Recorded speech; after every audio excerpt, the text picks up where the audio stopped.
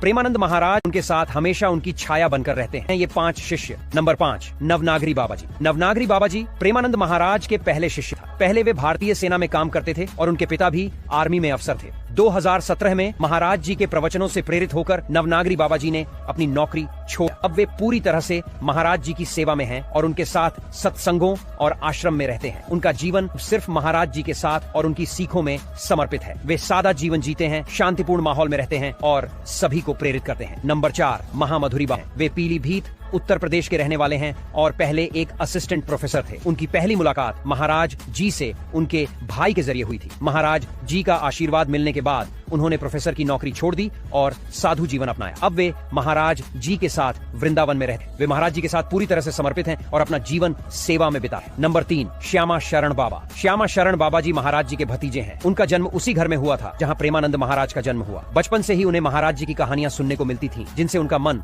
भक्ति की ओर खींच गया। श्यामा शरण बाबा जी ने दीक्षा लेकर महाराज जी के शिष्य बन गए। अब वे हमेशा उनके साथ रहते हैं और उनके साथ हर काम में भाग लेते हैं। नंबर 2, आनंद प्रसाद बाबा। आनंद प्रसाद बाबा जी पहले फुटवियर्स के बिजनेस से जुड़े हुए थे, लेकिन जब उन्होंने महाराज जी से मुलाकात की तो उनका जीवन पूरी तरह से बदल गया। उन्होंने अपना पूरा बिजनेस छोड़कर महाराज जी की शरण ली। अब उनका जीवन पूरी तरह से सेवा और भक्ति में समर्पित है। वे हमेशा महाराज जी के साथ रहते हैं और उनकी बातें समझते हुए अपना जीवन जीते हैं। नंबर 1, अलबेली शरण बाबा।